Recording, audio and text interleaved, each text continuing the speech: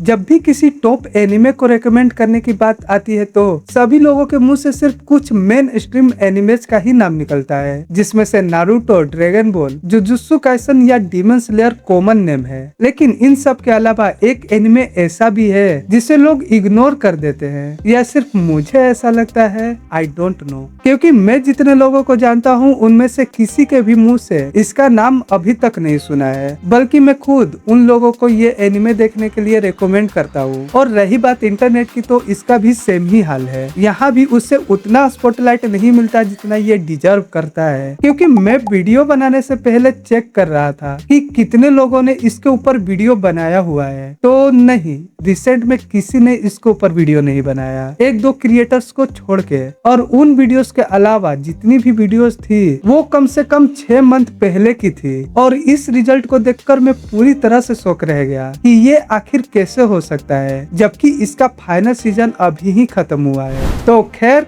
कोई वीडियो बनाए या ना बनाए, मैं इसके ऊपर वीडियो बना रहा हूँ ताकि लोग इस एनिमे को भी इंजॉय कर सके। तो अब इतने बिल्डअप के बाद फाइनली मैं उस एनिमे का नाम ले सकता हूँ, जो है डॉक्टर स्टोन।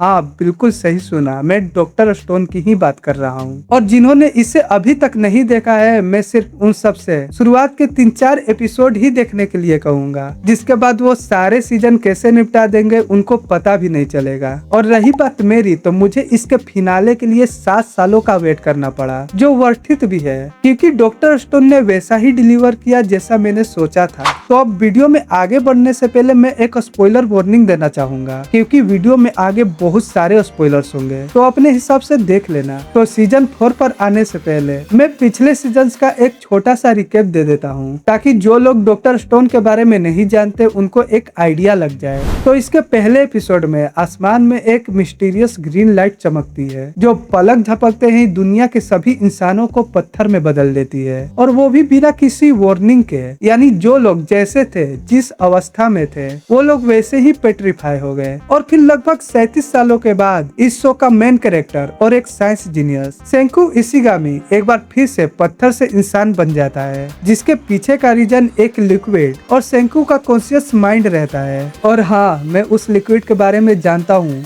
पर बताऊंगा नहीं, क्योंकि मुझे यहाँ कम से कम स्पॉइलर देना है। लेकिन इस माइंड वाले पॉइंट को मैं वीडियो में आगे अच्छे से समझाऊंगा। तो सेंकु जगने के बाद देखता है कि इंसानों की बनाई हर एक चीज पूरी तरह से मिट चुकी है और दुनिया स्टोन एज एरा में वापस से चली गई है। इसलिए वो डिसाइड करता है कि साइंस की हेल्प से ह्यूमन सिविलाइजेशन को एक बार फिर से बनाएगा, जिसके लिए उसे लोगों की जरूरत होगी। इसलिए वो सबसे पहले अपने 2 दोस्त और कुछ चुनिंदा स्किल्स में माहिर लोगों को उस मिरेकल लिक्विड से जगाता है, जिसके बाद सीरीज में वो जरूरी चीजों को ऐसे बनाता है जिसे देखकर लगता है कि ये क्या, इससे बनाना इतना इजी है क्या। और फिर शो देखते वक्त एक पॉइंट ऐसा आता है जब हमें भी लगने लगता है कि हम सेंकु जैसा जीनियस बन सकते हैं, लेकिन फिर वही बात आ जाती है, मैं गरीब हूँ।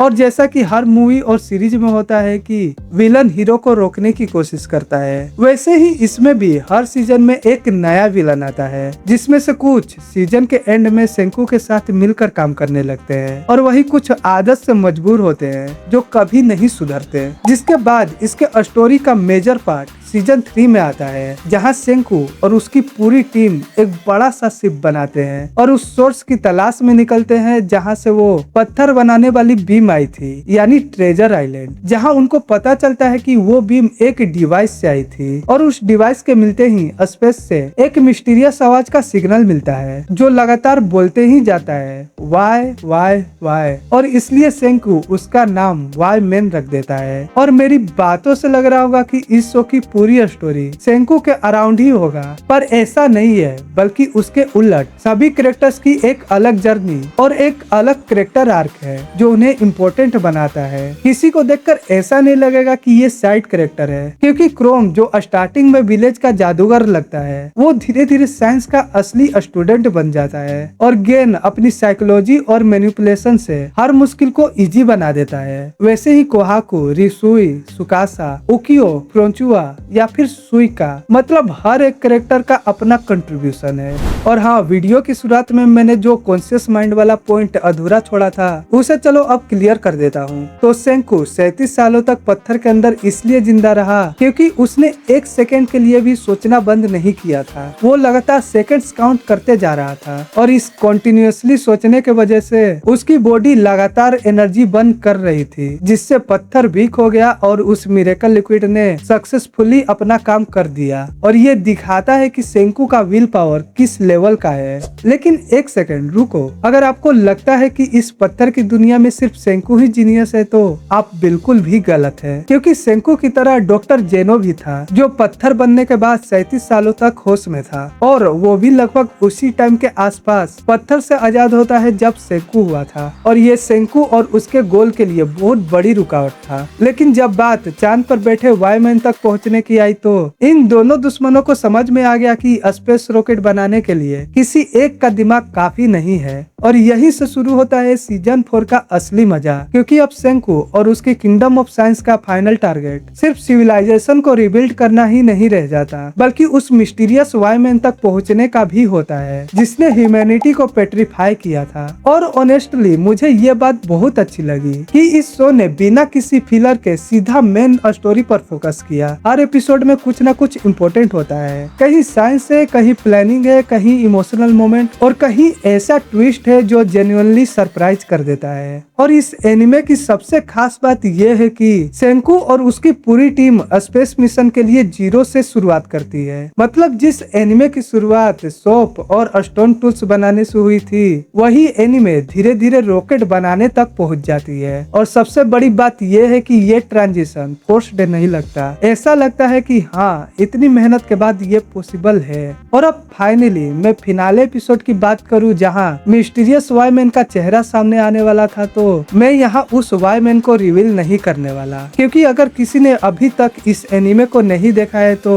उसका पूरा मजा और सस्पेंस खराब हो जाएगा। बस इतना बोलूंगा कि जो आंसर मिला वो मेरे एक्सपेक्टेशन से कम्प्लीटली अलग था। फाइनल एपिसोड से पहले मुझे लगा था कि शायद कोई इविल साइंटिस्ट होगा या कोई एलियन सिविलाइजेशन का किंग या फिर कोई टाइम ट्रेवलर वाला ट्विस्ट होगा, लेकिन जो रिवील हुआ वो डॉक्टर स्टोन के थीम के साथ परफेक्टली फिट बैठता है। हो सकता है कि वो एंडिंग कुछ लोगों को पसंद ना आए, क्योंकि ऑब्वियसली हर किसी की एक्सपेक्टेशन अलग होती है, लेकिन मुझे पर्सनली लगा कि इसकी एंडिंग यूनिक थी। कम से कम वही पुराना क्लीशे विलन वाला फॉर्मूला तो नहीं ही था। और इस फाइनल एपिसोड में हमें ये भी पता चलता है कि अगर कोई सेंकू और डॉक्टर जेनो से भी ज्यादा इंटेलिजेंट होता तो मिरेकल लिक्विड उस पर ज्यादा जल्दी असर करता। और अब हालांकि ये वाली स्टोरी तो कंप्लीट हो चुकी है, लेकिन एंड सीन में इसके फ्यूचर के लिए एक ओपन एंडिंग छोड़ी गई है, जिससे अगर फ्यूचर में इसको एक्सपेंड करने की बात आए तो कोई प्रॉब्लम ना हो। इसलिए लास्ट में डॉक्टर स्टोन का एक लोगो आता है जिसमें लिखा था doctor Stone D and to be continued, जो इसके फ्यूचर का डायरेक्ट हिंट देता है। और सिर्फ इतना ही नहीं, इसका एक पोस्ट क्रेडिट भी है जिसमें एक अलग जर्नी को हिंट किया गया है। तो क्या पता शायद फ्यूचर के लिए इनका प्लान मूवी बनाने का भी हो, हु नोज। और अब आखिर में बात करें इसकी रेटिंग की, तो मैं इसे 10 on 10 की कैटेगरी में रखना चाहूंगा, क्योंकि फिनाले एपिसोड देखने के बाद पर्सनली मुझे बिल्कुल ऐसा नहीं लगता कि मैंने अपना टाइम वेस्ट किया है। इसलिए मैं डॉक्टर स्टोन को अपने टॉप 5 एनिमे की लिस्ट में डेफिनेटली रखना चाहूंगा। और अगर आपने अभी तक डॉक्टर स्टोन को नहीं देखा है तो सीरियसली एक बार इसे चांस देकर जरूर देखना। और अगर देख चुके हो तो कमेंट्स में बताना कि वाईमैन का रिवील और फाइनल एंडिंग तुम्हें कैसी लगी। और हाँ, अगर वीडियो तुम्हें पसंद आई हो तो इसे लाइक, शेयर और चैनल को सब्सक्राइब कर लेना, क्योंकि ऐसी ही मूवी, सीरीज और एनिमे से रिलेटेड मैं आगे भी वीडियोज लाता रहूंगा। तो मिलते हैं नेक्स्ट वीडियो में, तब तक के लिए गुड बाय।